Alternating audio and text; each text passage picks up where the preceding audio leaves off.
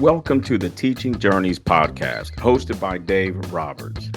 Humanity possesses a unique skill, the ability to pass knowledge from one generation to the next. This podcast embraces that ability, offering learning opportunities through conversations with extraordinary guests.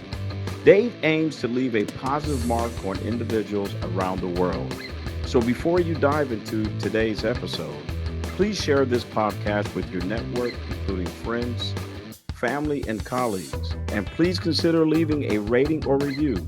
Your support makes all the difference.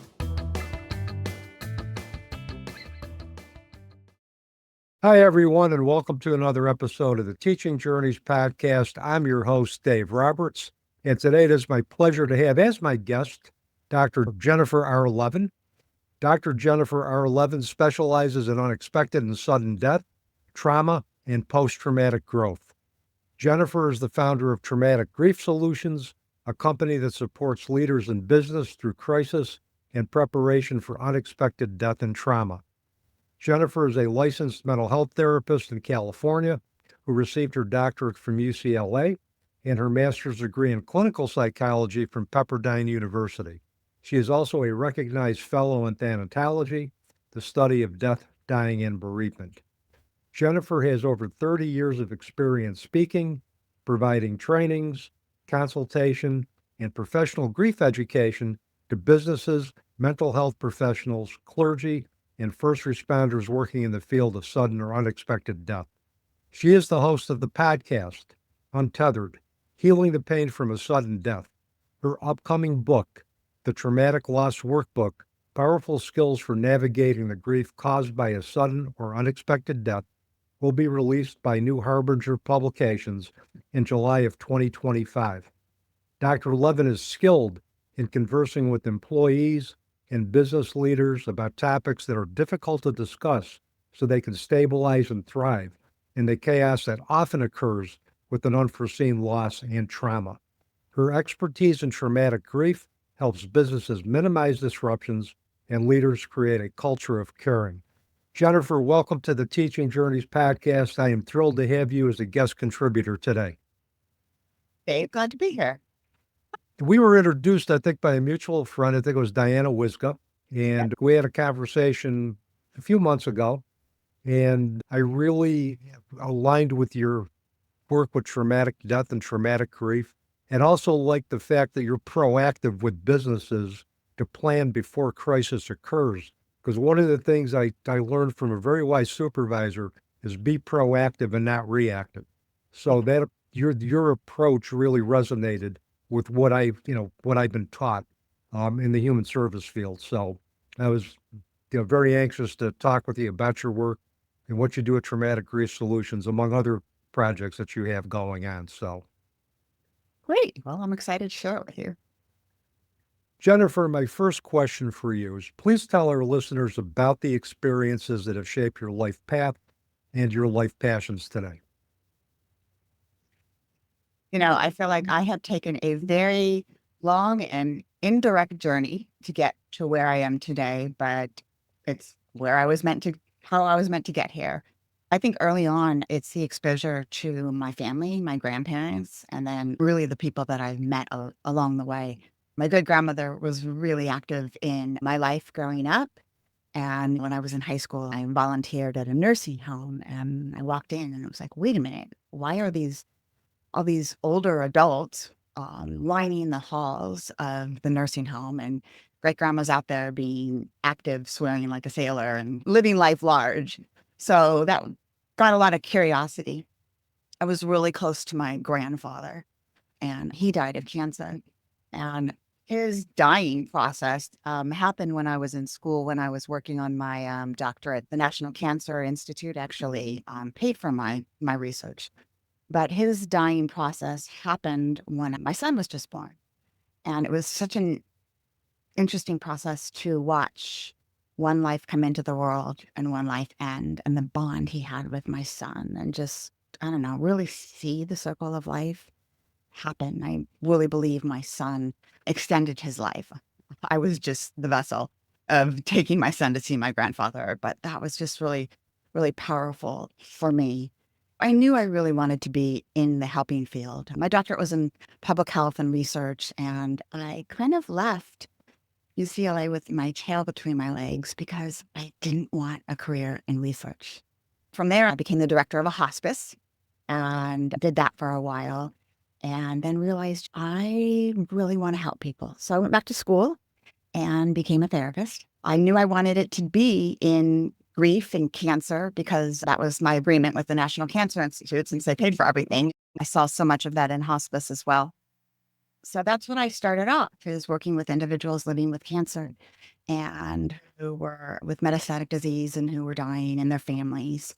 And then all of a sudden, a group of people found me, and they were young clients in their 30s and their 40s, and they had experienced these sudden and unexpected deaths of their spouses, their siblings, their friends in these really traumatic ways, and there were no support services for them. And you couldn't put somebody who was 30 in a spousal bereavement group with somebody who was 70 and been living with their spouse for 40 or 50 years. The needs were just so different. And so I was really touched and really understood that there was a need, and the grief was so different.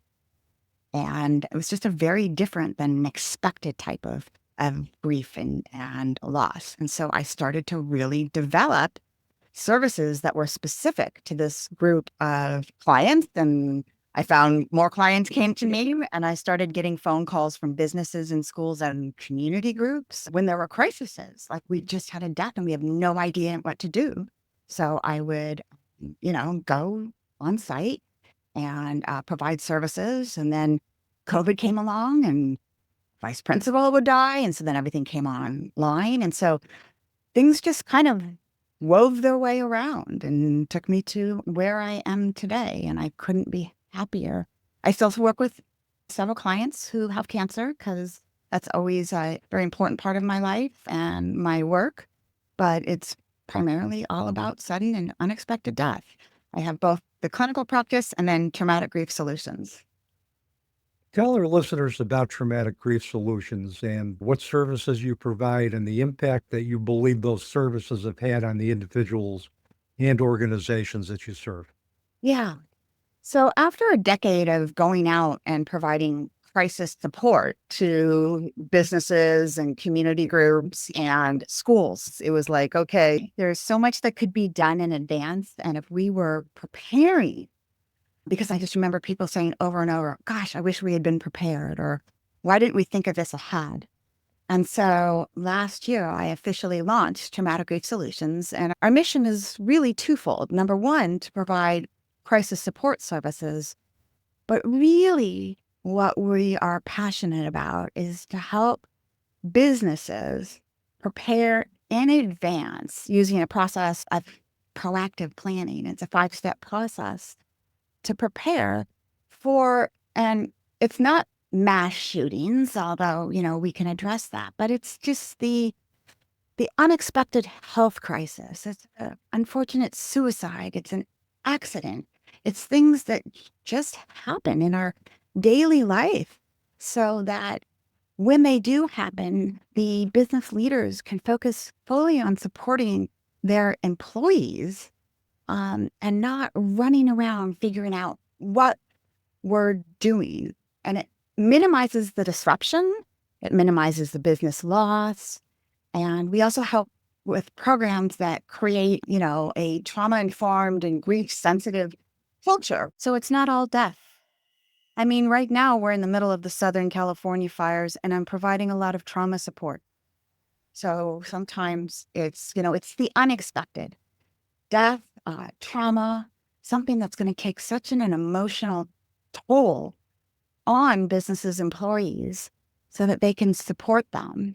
And the impact has been huge. In the United States, U.S. businesses lose over $100 billion each year to grief-related causes, such as absenteeism, reduced productivity, and employee turnover. The clients that we have worked with, the impact on them has been huge.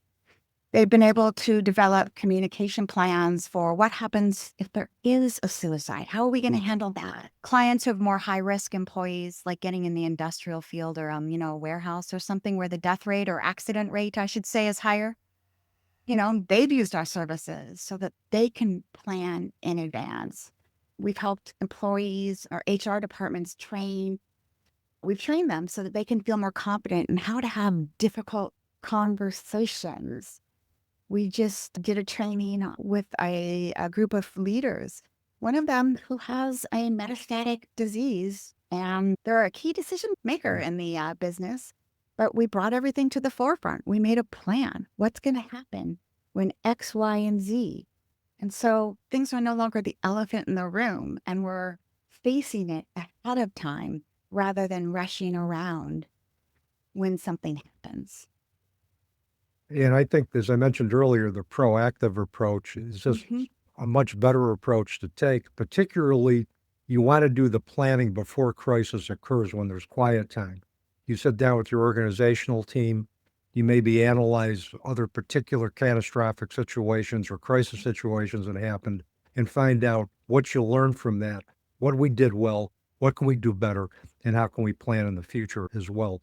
And I think any type of proactive approach, particularly now, and especially with the proliferation of sudden death, whether it's through the mass shootings or, as you mentioned, the wildfires, and particularly my hearts are with those individuals in the Los Angeles area that have just been victims of mass devastation.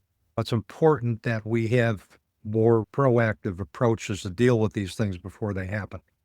Yeah, I think it was last month, was it, that the CEO of United Healthcare, that was a unexpected sudden death. And, there's so much grieving that goes on, but you have to take care of the employees. There's business continuity that has to happen. The business needs to go on, but you have to care for the employees. Yep, exactly. And there has to be that humanistic approach in addition to the bottom line approach. And for me, in times of crisis, the humanistic approach needs to take priority over the bottom line approach. Yeah. And I think so many times, we do the humanistic part for 2 weeks, a month. Grief has no timeline. It's a very, very long-term process. And even the California fires, they're going to be in the news for a couple of weeks. It's going to take years to rebuild. Right now, they need trauma stabilization. They don't need to talk about healing and resilience. They need validation. They need trauma support and stabilization. And to focus on that before we can even grieve what's been lost, and then building programs to process everything, to grieve, and then to rebuild. And then we can start to talk about healing. Absolutely. And grief, you're right, it's not linear. Doesn't go in stages. Basically the degree of grief that we experience depends on what's going on with our lives in that particular moment. And it doesn't matter how many years it's been after a loss.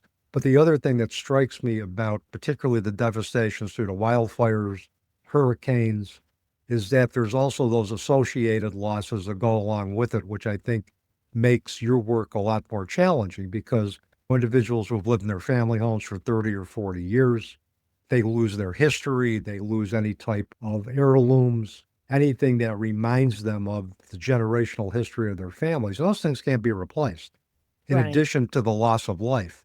So I'm sure you find yourself dealing with those type of losses as well, too, with individuals and businesses.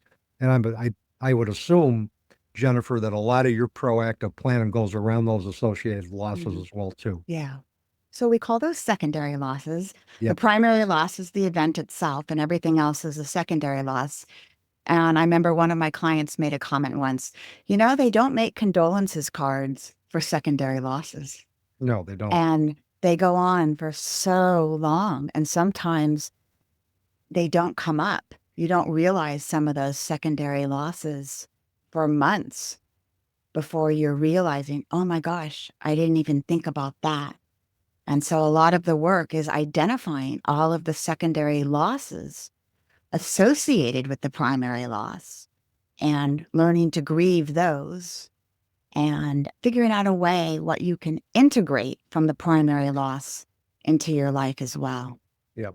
And grief integration, rather than closure or moving on, that is the wave right now. How can we Yes, integrate our losses? How can we move forward and carry that in an authentic way while reestablishing ourselves and finding meaning and purpose and helping others in the process? absolutely. What are the challenges that individuals and communities face in the aftermath of sudden or unexpected loss that make them unique to other causes of death? I am so glad you asked that question because there are so many, and it is so invalidating for somebody who's experienced a sudden or unexpected death or trauma when they say, somebody, tries to say, oh my gosh, I know exactly how you feel. When my grandma died of cancer, I felt that way too. And this is so different. So one of them has to do with the inability to say goodbye. Many times there are complex circumstances, but many times it just happens immediately and there's no chance to say goodbye. Often the loss itself could have been preventable. And that's something that's really difficult to live with. I have many people that I've worked with who are just like, oh my gosh, if only, we do the woulda, coulda, shoulda. If you are in that spot of what I should have prevented that. And that could be everything from, if somebody has an unexpected health crisis, like a heart attack, Yeah. I should have had them go to the doctor more often. Things that you actually weren't even able to change. I worked with an organization, a business where one of the colleagues took their life and several of the coworkers were struggling. They were depressed. We should have intervened more. We could have prevented it. And so that was a very complex circumstance for them because they were carrying them. Sometimes there's symptoms of trauma. It just depends on the circumstances. If you were to find the individual, if you were to witness something, trauma really is an event. It's different for everybody, but the basic definition, there's different ones, but the basic definition is a traumatic event exceeds an individual's ability to cope. So that's going to be different for everybody. But the traumatic event doesn't have to happen to you itself. It can, like you can be in a car accident with somebody who dies. It can happen to a loved one or somebody you really care about, or you can witness it. You can have a trauma response, which is actually a very normal response to an abnormal event that has occurred. Your coworker taking their life, or, if you think about it, your coworker that you work next to and you say, goodbye, see you tomorrow, and they never come back. That is very difficult to wrap your head around and can be a very traumatic event for you, especially if you have a history of other traumas. And so then you can have symptoms of trauma, not sleeping, hypervigilance, waiting for the other shoe to drop, all of those things. And so those are symptoms that also can happen as a result of a sudden or unexpected death. You also get lots of uncertainty, unanswered questions.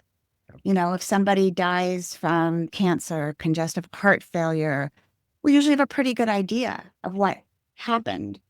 But there's something called an ambiguous loss where you don't know all of the circumstances, or disenfranchised grief, depending on the circumstances. You could have a tremendous amount of uncertainty or unanswered questions, and it makes the grieving process very complicated, and it really can interfere with your mind. And I think the last one that's really worth mentioning is the shattering of the assumptive world. And for those of you who've never heard of that world, the theory of shattered assumptions was coined by, I think it was Ronnie Janice Bullman, I think, and I can email you the exact name, and she has a book she wrote. And she talked about how we all have built these assumptions of how the world should work in our mind. The world should be a safe place. the world is benevolent. People are kind. They take care of us. You drop your kids off at school. They're going to be there for you. You work hard. You're going to be rewarded.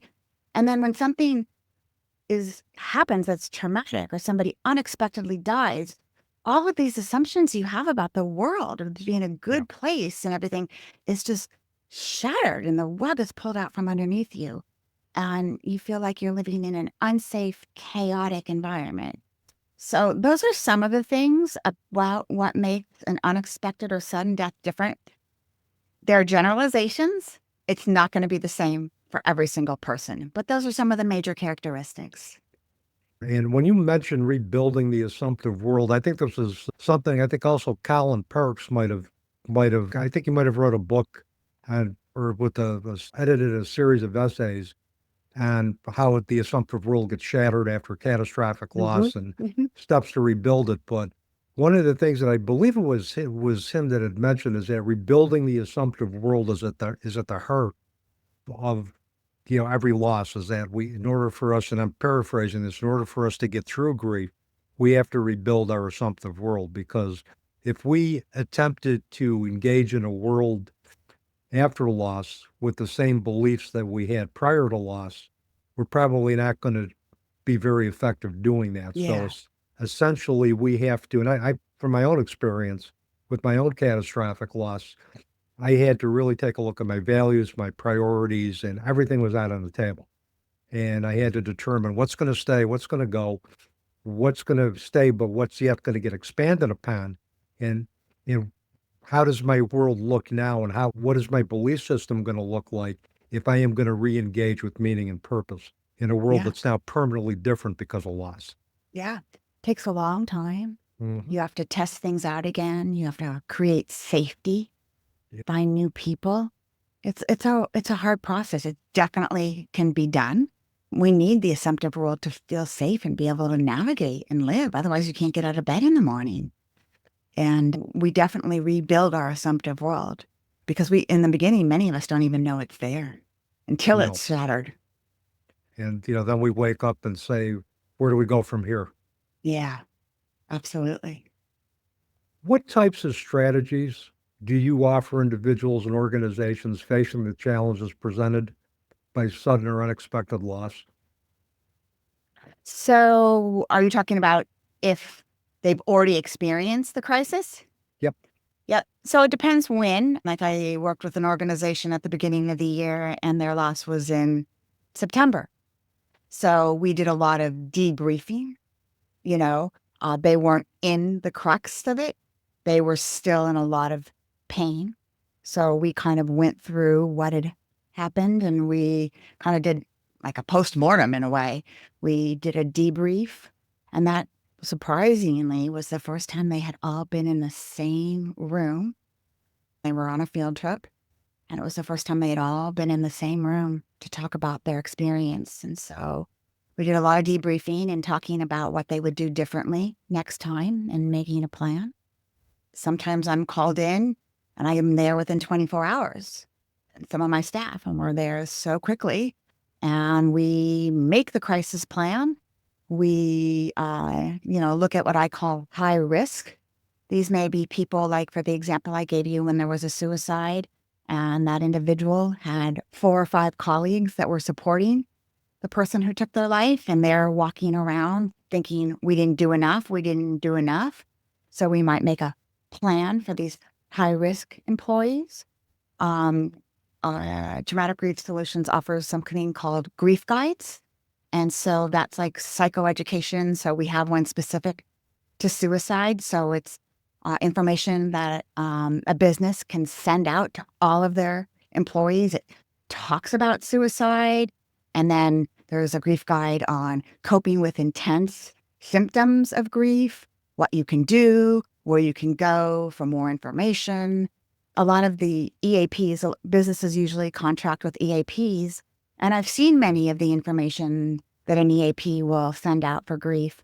They don't often have topic-specific ones, specific to each type of occurrence that can happen. And so we offer really, really specific information that can be tailored to each type of death and meet the needs of the employees. We do stabilization services. We do a calendar for the whole year so that it's just not, okay, we're here for 2 weeks to put a Band-Aid on it. So it's really up to how much the business wants to devote, how invested. Is this something they want to do, a short-term thing, or are they interested in, something comprehensive? So we take a look at the situation. This is how we recommend handling it in the acute phase, and this is the long-term plan we recommend as well. And it's good that you work with the needs of each individual business because I'm sure Yeah. their needs are different depending on what their mission statement is, Yep. the demographics of their employees. So it's good that you can tailor a plan Yeah. in the aftermath of crisis to meet the individual needs of business. Now, because I'm a big believer in the yin and yang, let's talk about a business that wants to come to you and they've experienced a crisis in the past. They want to take a more proactive approach. How does that approach differ from a crisis management approach? Sure. So a crisis management approach is going to be focused on one issue: suicide. A business that's interested in, we want to proactively plan, we are going to go through the gamut of what can happen. We have a series of unexpected deaths and traumas scenarios that we have created that happen most often in the working population. And so we go through the scenarios for all of those. We set up crisis plans.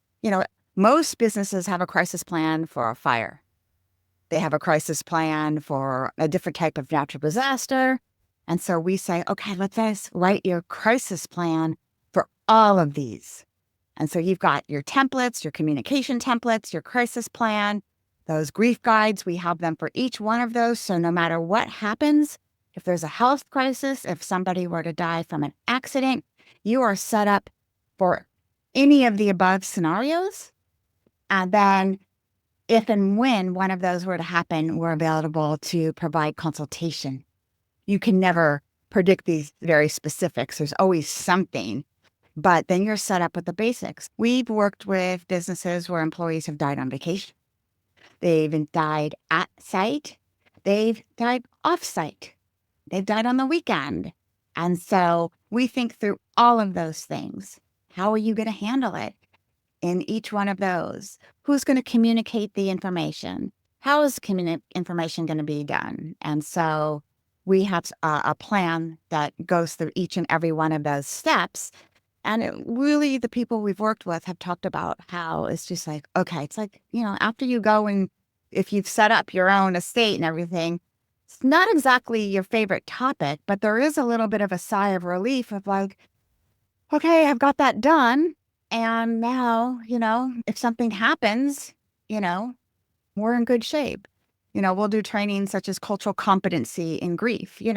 We all don't grieve the same way. And so helping leaders so that they know, okay, I have to remember this. And then around the holiday times, the holidays is such a difficult time for people who are grieving. We got all these holiday parties. Well, you know what? Let's put something in to acknowledge that people might be struggling right now with grieving as well. And so how to incorporate that in December and to acknowledge that humanness, that not every one of your employees is loving the month of December. And so, again, making those shifts in the culture. And also helping organizations, I think, honor the right for their employees to be flexible. Mm-hmm. They may have every intention to go to a holiday party, but they may wake up that day and they're just not feeling it emotionally, physically, and they need to be able to be empowered to tell their employer, look, I can't do this. I woke up, I'm not feeling it. I thought I would be able to attend. I can't. Or if they attend for a short period of time and then leave. But there needs to be, I think, that flexibility built in because I have said this, Jennifer, on other podcasts, I've said it on my own podcast, grief can be very disempowering, particularly, traumatic death grief. And we need to be able to empower those individuals who are grieving to the best extent possible so that they feel that they have a voice in how they grieve, how they do their journey, in whether when they can tell their story and when they can't, allow them to selectively determine when it's good for them to open up and respect Yeah, that. absolutely. But if you've experienced the death of a loved one 6 months ago, come holiday party, most people won't think, oh, Johnny's not attending because he's still grieving. Yep. If that death was 6 months ago, the overwhelming majority of people will not tie the two together. So Yep. helping just educate, Johnny is still grieving heavily, and the holidays intensify it. And I think education sometimes goes unappreciated, whether it's in a Mm-hmm. therapeutic situation, Mm-hmm. in a consulting situation, Mm-hmm. because if people know exactly what they need to do in particular situations, their behavior follows suit. Yeah. And one of the mistaken assumptions we make is that because an individual organization wishes to change, that they automatically have the tools to do that. They wouldn't come to Yeah. you if they did. They wouldn't come to us if they did. So Yeah. it's finding out what is it that you need? Do we need to put in the toolbox that's going to help you move forward in the midst of these challenging circumstances? And Yeah. again, I'm glad that proactive approach is a part of what you do. Yeah. Yeah. I think more organizations should take that approach. Yes, I have to say the majority of our clients are still on the crisis support. So there's a lot of education that needs to happen about the importance of proactive planning. And so we are definitely working along those lines. And that's a good thing. Yes.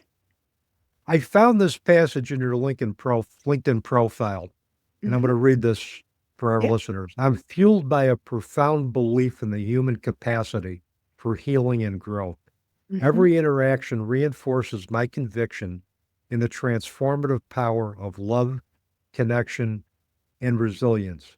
Mm-hmm. Would you expound on this for our listeners? Yeah, absolutely.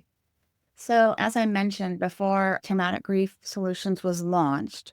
For a decade, I was providing crisis support in my private practice, Therapy Heals.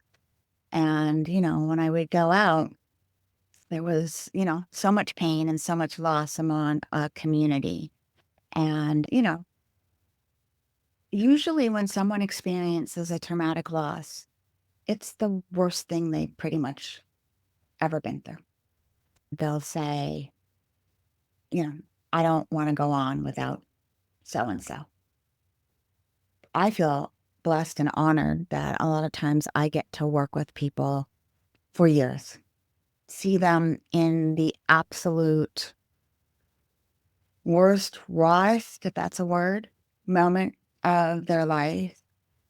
And I'm constantly amazed by how they transform and evolve. And I'm sure many people are familiar with that post-traumatic growth by Tedeschi and Calhoun, and I'm not going to go into that. But this, people will say, this is never going to get better. I can't see my life getting any better. And I'll say, well, I'm going to just hold the hope. You don't have to buy into it right now, but I'm going to hold it.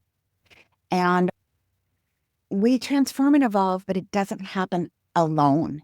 We need others. We need to be connected to others who understand our pain and our journey, especially with an unexpected death or traumatic loss, because it is so different. And that doesn't mean we can't get that validation and that support from somebody who has not experienced it. I don't want you to think I'm saying that at all. But because there are some people who can support us no matter what. But when we are supported and cared for by others who validate us, witness and journey with us, this type of loss and grief and pain cannot be fixed. But when we are held by others, I believe anything is possible. That healing and growth does occur, and we have no idea what it's going to look like, and we can't prescribe what it is going to be. And I like that approach because I think if we treat people as if they're capable of developing resilience, and we do that with love and we emphasize connection to support that's going to align specifically with their loss, they're capable of transcending any challenge and achieving their true potential. And I give a very similar message to my students. I tell them, I don't care what your history has been in other classes. I don't care if you're a C plus student. Doesn't matter to me that you're a D student. In my class, I'm going to treat you as if you're capable of doing great things. Now, if you buy into that, that's up to you. If you don't, I have no control over that. But I'm always going to treat you as if you are not defined by your limitations, but you're defined by your potential. And if we can treat human beings that we deal with the fact that they have unlimited potential, and we can nurture that in them, they're going to grow beyond their wildest dreams. I think, I'll ask people how this type of a loss has changed them, and they'll talk about it's given more empathy, compassion, understanding for themselves and others. And so I think that creates that space to get to know other people and yourself better. And there's another quote, another passage that I found in a book by Brad Wetzler, who just recently published the book Into the Soul of the World. And this quote kind of reminds me, I think, in terms of how, as individuals, we can grow. He said something to the effect of needing to trust yourself, needing to trust others, and needing to trust something greater than ourselves. And I think if we can take your philosophy in terms of nurturing individuals with love, connection, and resilience, I think all three of those things are going to happen. Yeah, I'm seeing it. Yeah, and I have too with the individuals that I've companioned. And when they gift us with their stories, that is the greatest gift because they trust us with very intimate details of their lives. And we get to see, as you mentioned, the post-traumatic growth, we get to see that. We get to bear witness to that because we're willing to stay with them through the long haul.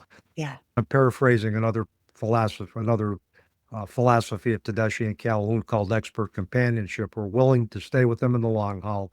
Yeah. Witness their worst possible pain and trauma and be there to witness growth on the other side.